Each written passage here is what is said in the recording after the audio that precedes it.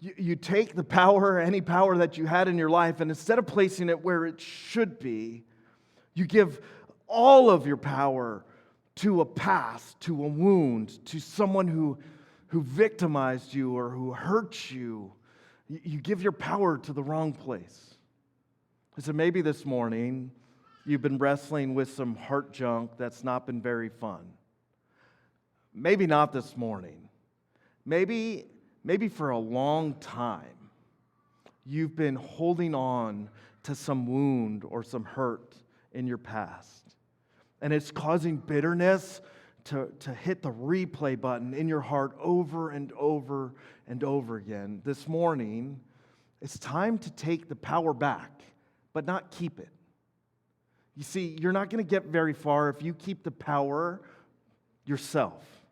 It's time to take the power back from your past. It's time to take the power back from those who hurt you. It's time to take the power back to those who have offended you. And it's time to not keep it, but to give it to God, the one who will never forsake you. He will never leave you. The one who nothing can separate you from His love. It's time to place the power where it belongs in our lives. And it does not belong with the person who has wounded you.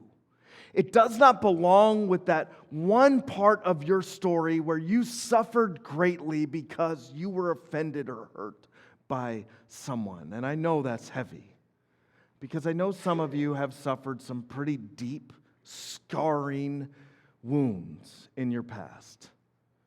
But what I want to suggest today is holding on to those things. It's not bringing justice.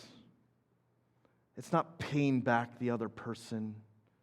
It's not trapping them. It's not punishing them. All it's doing is punishing yourself. And the power for your life, it doesn't belong in your past.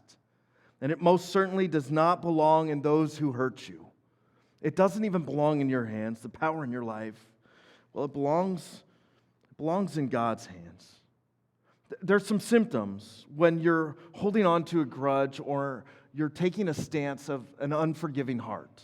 You're not willing to forgive and let go, and sometimes that's because we don't know what forgiveness actually means and what it doesn't mean. But when you hold on to those things, there's some symptoms that you could start to see kind of boil themselves up in your heart. And sometimes they boil up and then it simmers down, and then it boils up and it simmers down, and sometimes different things trigger those feelings, but there's some symptoms. And I think in Ephesians chapter 4, there's a couple of them right before the key to beating the payback trap. You ready for this? Get rid of all bitterness, rage, anger, brawling, slander, along with every form of malice. And in that verse 31, I think it paints a really good picture of what happens when you cling to an unforgiving heart because you want payback. You want to get even. Because they should hurt like you hurt. Because they should be as miserable as you are miserable. You see, when you cling on to those things, those are the kind of things that you make space to grow in your heart. That your heart becomes a breeding ground for bitterness. And how many relationships have you seen that you don't even remember what started the fight or the contention? All you know is that you're bitter towards each other and you're starting to resent each other. Like rage and anger. And how many men are just living in a place where they're holding on to rage and anger because of their dad 14 years ago? This is common stuff. When we're unwilling to let go and move on, we create space for brawling and fight, for slander. And I wonder how many workplaces are filled with slander because of a perceived offense that wasn't forgiven and let go.